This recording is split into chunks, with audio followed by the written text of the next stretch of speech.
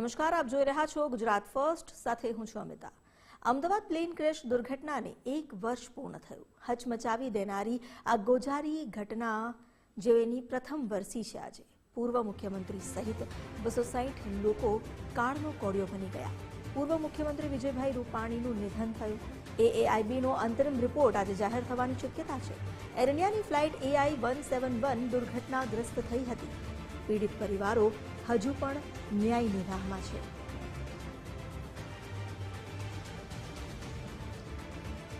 અમારી સાથે જોડાયા છે સંવાદદાતા રાહુલ ત્રિવેદી। રાહુલ, એક ગોઝારી ઘટના જેમાં 200થી વધુ લોકોના મૃત્યુ થયા, પૂર્વ મુખ્યમંત્રી વિજયભાઈનું પણ નિધન થયું। આજે 1 વર્ષ પૂર્ણ થયો છે ગોઝારી ઘટનાને, પરંતુ પરિવારો હજુ પણ ન્યાયની રાહમાં છે।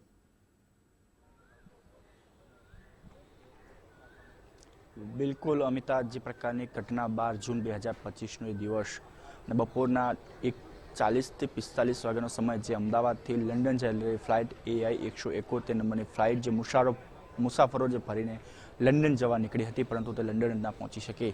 પરંતુ અમદાવાદ એરપોર્ટની નજીકમાં આવેલું બીજે મેડિકલ કેમ્પસ, જ્યાં હોસ્ટેલો બાળકો, જ્યાં વિદ્યાર્થીઓ મેડિકલના જે ભણતા હતા, રહેતા હતા, તે બિલ્ડિંગ ઉપર AI 171 જે ફ્લાઇટ છે તે ક્રેશ થાય છે અને તમામ જે મુસાફરો, એક મુસાફરનો આબાદ બચાવ થાય છે અને તમામ મુસાફરો જે છે મૃત્યુ પામે છે। એટલા હદે મૃત્યુ કે તેમના મૃતદેહ ઓળખવા પણ મુશ્કેલ બનતા હોય છે। આજે તેનું 1 વર્ષ પૂર્ણ થઈ રહ્યો છે, પરંતુ એ પીડિત પરિવારો જેમને પોતાના સ્વજનો ગુમાવ્યા હતા, તે સ્વજનો હજુ પણ ન્યાયની માગણી કરી રહ્યા છે। હાલ જે દ્રશ્યો જોઈ શકાય છે કે એ બહારના દ્રશ્યો, બિલ્ડિંગની આખી હજુ પણ બળીને રાખ થઈ ગયેલી છે। સાથે સાથે બાજુમાં આવેલા જે વૃક્ષો છે એ પણ હજુ કાળા છે, એટલે કે ત્યાં પણ હજુ લીલોતરી છવાઈ નથી। એટલે કેવી ભયંકર દુર્ઘટના હતી, 1 વર્ષ બાદ પણ તેને યાદ કરતા જ જે છે એ ધ્રુજારી કંપી ઉઠે છે। હાલ બહારના દ્રશ્યો જે જોઈ શકાય છે કે હજુ પણ પીડિત પરિવારો જે છે એ ન્યાયની માંગ કરી રહ્યા છે। અહીંયા આકાશ પટણી નામનો જે 14 વર્ષનો યુવક જે અહીંયા બપોરે પોતાના પિતાની જે કિટલી હતી, કિટલીની બહાર પિતાને ટિફિન આપવા આવ્યો હતો અને તેઓ જે છે તે પોતે મૃત્યુ પામ્યો હતો। તેના પરિવાર લોકો પણ હજુ પણ ન્યાયની માંગ કરી રહ્યા છે। અંકલ, આ આકાશ જે છે એ આપનો શું થતો હતો અને એ વખતે શું થયું હતું આપના દીકરા સાથે? આકાશમાં છોકરો એ દિવસે ટિફિન લઈને મોકલ્યો હતો, એની મમ્મી ટિફિન આપવા માટે। એની મમ્મી જમતી હતી, છોકરો ત્યાં સામે સૂતો હતો। પ્લેન કે એટલો સ્પોટ થયો કે એનો પાંખ પડીને ડાયરેક્ટ છોકરા પર પડી ગયો સરકતો। હું ઓટો રિક્ષા ચલાવતા ભાડું લઈને ગયો હતો, એટલે કાળા કાળા ધુઆં દેખ્યા, આગે આગ દેખી, મેં કીધું નજીક જ કંઈક થયું છે। પેસેન્જર તેને રિટર્નમાં પાછો આવ્યો, છોકરો આંખની નીચે હતો। આગ એટલી હતી અંદર જવાનું મન જ ના થાય, કોઈની હિંમત જ ના ચાલે। એની મમ્મી હિંમત કરી જવાની, બધું આખું ભરી ગઈ, એની મમ્મીની હિંમત ના ચાલી, છોકરાને મૂકીને એ ભાગી ગઈ। છોકરો શહેરમાં જતો રહ્યો છોકરો। આકાશ કેટલા વર્ષની ઉંમરમાં હતો અને કયા ધોરણમાં અભ્યાસ કરતો હતો? 7મું ભણી રહેલા, 8મામાં આવેલો હતો। કહેતો કે પપ્પા કે બેટા બેટા કહીશું, સવાર મને ભણી લે, આરામથી નોકરી બોકરી લઈશું સારી। બે ઓળખાણ બી હતી સારા સાહેબોની, નોકરી કીધું મળશે 10-15 વર્ષ। સપના બધા અધૂરા રહી ગયા, આખી જિંદગી આખી બગાડી કાઢી। એક 10 મિનિટ તમારી આખી જિંદગી તબાહ કરી કાઢી, જીવાને કોઈ લાયક નહીં રાખ્યા। પાછળની હવે જિંદગી કેવી રીતે જીવવાની એ જ ખબર નહીં પડતી। ઘટના થઈ 1 વર્ષ વીતી ગયું છે, પરંતુ હજુ પણ પીડિત પરિવાર જે છે ન્યાયની માંગ કરી રહ્યો છે। આપની શું માંગ છે? હજુ પણ ન્યાય મળવો જોઈએ? મળ્યો છે આપના આકાશને હજુ? હજી મોટા મોટા અમારા કરતાં બી મોટા મોટા છે, કઈ રીતના થયું કઈ રીતના ના થયું તો ખબર નહીં। ન્યાય તો બનવા કાત બન્યું છે, પણ ન્યાય આપો ના આપો તો સરકારના હાથમાં છે। અમે શું કરશું? એમની રાહ જોઈને બેસીશું કે આગળ શું આવશે ન્યાય। બિલકુલ, તો જે પ્રકારના દ્રશ્યો જોઈ શકાય છે કે હજુ પણ પીડિત પરિવાર જે છે ન્યાયની માંગ કરી રહ્યો છે, કારણ કે પોતાનો 7મું ધોરણ પાસ કરેલો બાળક જે તેમને ગુમાવ્યો છે। પિતા પણ કહી રહ્યા છે કે અમારો એક આશ હતો। માતા પણ પોતાના બાળકને બચાવવા માટે તે અંદર ગઈ હતી, પરંતુ એ પ્રકારે અકસ્માત હતો એ પ્રકારે ધુમાડા હતા કે પોતાના એક નાનકડા દીકરાને પણ ના બચાવી શક્યા. શરીર આખું દાઝી ગયું, પરંતુ તેની મા જે છે એ પોતાના દીકરાને ના બચાવી. હજુ પણ તેમની આંખમાં એ આંસુ જે છે જોવા મળી રહ્યા છે. પીડિત પરિવારનો જે પરિવાર છે તે પણ હજુ ન્યાયની માંગ કરી રહ્યો છે. 1 વર્ષ થયું પોતાનો એક 14 વર્ષનો બાળક જે ગુમાવ્યો, એ બાળકના દુઃખની લાગણી હજુ પણ તેમની આંખમાં આંસુ સ્વરૂપે વહી રહી છે. જે પ્રકારની ઘટના હતી હચમચાવી મૂકી હતી, કારણ કે દરેક લોકોએ પોતાના જે સ્વજનો ગુમાવ્યા છે. કોઈ પોતાના ફેમિલીને મળવા આવ્યું હતું, કોઈ પિતાની અંતિમ ક્રિયા કરવા માટે આવ્યા હતા, કે કોઈ સામાજિક પ્રસંગ માટે આવ્યા હતા. પરંતુ તે તમામ લોકોની અંતિમ યાત્રા જે છે એ અમદાવાદથી લંડન જઈ રહેલી ફ્લાઇટની અંદર એ તેમની અંતિમ જે સફર જે છે બની રહી. પરંતુ હાલ પણ એ પ્લેન ક્રેશની ઘટના જે અહીંયાથી પસાર થતા તમામ લોકો જે છે એ 10 મિનિટ પણ અહીંયા ઊભા રહીને એ ઘટના જોઈ રહ્યા છે. અહીં પહોંચે ત્યારે જે 12 જૂન 2025નો જે દિવસ હતો તે લોકોના ધ્યાનમાં તરત આવી રહ્યો છે, અને તે યાદ રહીને પણ પોતે કંપારી ઉઠે તેવી ઘટના હતી. જોકે આજે 1 વર્ષ પૂરું થયું છે. અનેક જગ્યાએ આ શ્રદ્ધાંજલિ કાર્યક્રમો જે છે રાખવામાં આવ્યા છે. આજ સાંજે પણ અહીંયા સુંદરકાંડનું આયોજન કરવામાં આવ્યું છે, જેમાં ગુજરાતના પ્રસિદ્ધ કલાકાર હેમંત ચૌહાણ સહિતના કલાકારો પણ આ સુંદરકાંડની અંદર હાજર રહેશે. સાથે વહેલી સવારે પણ બ્રિટિશના જે હાઈ કમિશનર છે તેઓ પણ અહીંયા પહોંચ્યા હતા, તેમને પણ શ્રદ્ધાંજલિ પાઠવી છે. અને આ જે ગોઝારી ઘટના હતી તે તમામ મૃતકોને ગુજરાત ફર્સ્ટ પણ શ્રદ્ધાંજલિ પાઠવી રહ્યું છે. જી આભાર આપનો જાણકારી આપવા માટે. તો આજે 1 વર્ષ એ ગોઝારી ઘટનાને પૂર્ણ થયો, પરંતુ હજુ પણ એ પીડિત પરિવારોનું દર્દ ઓછું નથી થયું, કારણ કે એમણે પોતાના આપ્તજનો ગુમાવ્યા. આ એ ગોઝારી ઘટના છે કે જેણે પૂરા અમદાવાદને નહીં, ગુજરાતને નહીં, ભારતને હચમચાવી નાખ્યું હતું.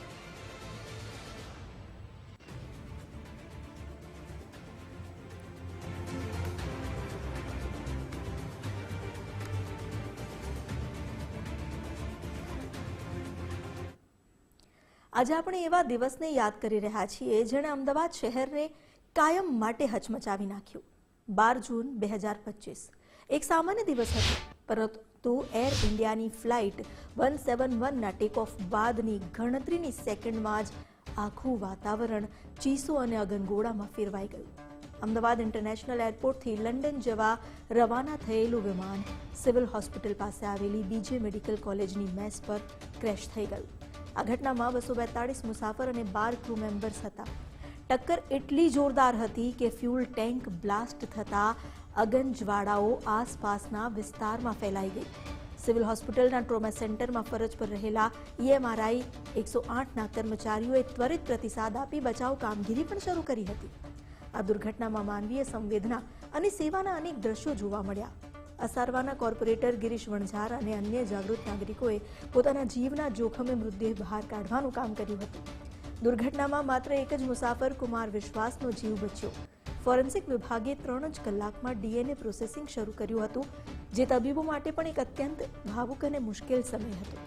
આજે પણ આ ઘટના અમદાવાદના ઇતિહાસમાં એક કાળા અધ્યાય સમાન છે. જે પરિવારોએ પોતાના સ્વજનો ગુમાવ્યા તેમના માટે આ દુઃખ ક્યારેય નહીં ભૂલાય તેવું છે. આ દુર્ઘટના આપણને સલામતી અને માનવીય એકતાના અનેક પાઠ શીખવી ગઈ છે. देखा तो लोगों को बंद था, पूरा आग में फैल रहा है. जितनी बिल्डिंग थी, 3 बिल्डिंग में आग लग गई थी, आसपास में आग लगी थी, जितने झाड़ थे वहाँ पे वो सब में आग की लपेट में आ गए थे. तो जाते हुए मेरे दिमाग में मैसेज आया कि एम्बुलेंस तो मेरे पास है, लेकिन जब तक आग बुझेगी नहीं तब तक कुछ नहीं हो सकता. तो मैंने मेरे सर को कॉल किया, जो हेड क्वार्टर में बैठे थे जितेंद्र शाही सर को कॉल किया कि आप जितनी जल्दी हो आप एम्बुलेंस और फायर की टीम को वहाँ दीजिए. ऐसे वहाँ पहुँचा तो फायर की टीम आई. फायर की टीम ने जैसे आग बुझाना चालू किया तो जब तक आग काबू में आई तब तक देखा कि वो प्लेन था, वो पैसेंजर प्लेन था, तो जिसके अंदर के जो जितने भी पैसेंजर थे वो सब बाहर गिरे हुए थे, जले हुए थे. तो रोड पे गाड़ी जा रहे, जो व्हीकल जा रहे थे उनके ऊपर भी प्लेन का जो पार्ट्स थे गिर गए थे, जिसके कारण उनकी खुद की बॉडी जल गई थी.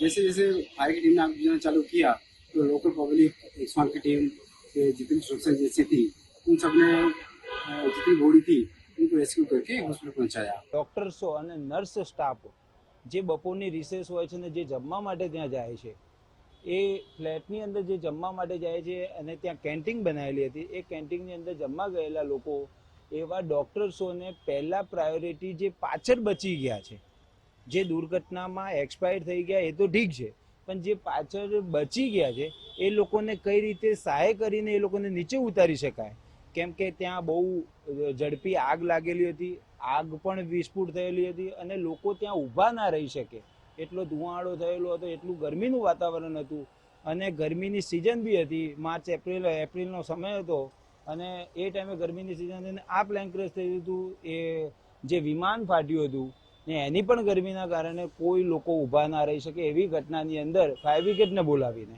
માન્ય મંત્રીશ્રી અમારા સૌ કાર્યકર્તાઓ ત્યાં પહોંચી ગયા, દર્શનાબેન ને બધા, અને ત્યાં જેટલા પણ ડૉક્ટર્સો અને નર્સિંગ સ્ટાફ જે બચેલું હતું એ લોકોને ઝડપથી નીચે ઉતારીને એ લોકોને બચાવવાનો પ્રયાસ કર્યો. 108માંથી ઉતરીને આવેલું અને જેમ બધાને પૂછતા કે અંદાજ લેવા માટે કે કેટલા વ્યક્તિ હશે ઇન્જર્ડ, તો એને પણ પૂછ્યું તો એને બી એવું જ કહ્યું. એટલે ઓલમોસ્ટ એમ કહેવાય કે 108માંથી ઉતરીને ચાલીને જ આવતો હતો, થોડીક તકલીફ ચાલવામાંથી, પણ અદરવાઇઝ ચાલીને જ આવતો હતો. કે હું તો પ્લેનમાં સવાર હતો તો મનમાં ઘણા વિચારો કે કદાચ બહુ બધા દર્દી આવશે એટલે એને પહોંચી વળવા માટેની તૈયારીઓ ચાલતી હતી. પરંતુ એમ કહીશ કે એ ઘટનાક્રમ બહુ લાંબો ન ચાલ્યો. અંદાજિત 55થી એકાદ કલાક સુધી ઇન્જર્ડ વ્યક્તિઓ આવતા ગયા, પરંતુ પછીથી જે સીન જોયો છે એ આજે પણ જ્યારે યાદ કરું છું તો એક આઘાત અને એક ખૂબ જ ડિફિકલ્ટ સિચ્યુએશન કે બર્ન આઉટ બોડીઝ પછી ત્યાંથી શિફ્ટ કરવામાં આવ્યા. એટલે એમને પછી પોસ્ટમોર્ટમ રૂમમાં ટ્રાન્સફર કર્યા. લગભગ એકાદ કલાક પછી તો કોઈ દર્દી કે ઇન્જર્ડ વ્યક્તિ આવ્યો નથી. કલાકની અંદર એ વખતના અમારા સેક્રેટરી સર આવી ગયા, હેલ્થ મિનિસ્ટર સર આવી ગયા અને આ એક બાજુ આ મેનેજમેન્ટ ચાલે, બાકી બધા લોકોને બાકી બધી બોડીઝ પોસ્ટમોર્ટમ રૂમમાં શિફ્ટ કરી. આ સબ પરીક્ષણ એ રેકોર્ડ સમયની અંદર લગભગ 15થી 16 કલાકમાં જ અમે પૂર્ણ કર્યા. પણ એમાં બોડી સેમ્પલ કલેક્ટ કરવાના, એને એફએસએલમાં મોકલવાના, એના કન્ટેનરની જરૂર પડે, એના લેબલ્સની જરૂર પડે, એના પ્રિઝર્વેટિવની જરૂર પડે. તો આટલી મોટી સંખ્યામાં તો કદી આવું અમે જોયું નથી, વિચાર્યું નથી. પ્રથમવાર જ અમે આ રીતે આવી ઘટના મારા 30 કાળના કાર્યકાળમાં પ્રથમવાર મેં અનુભવ કર્યો.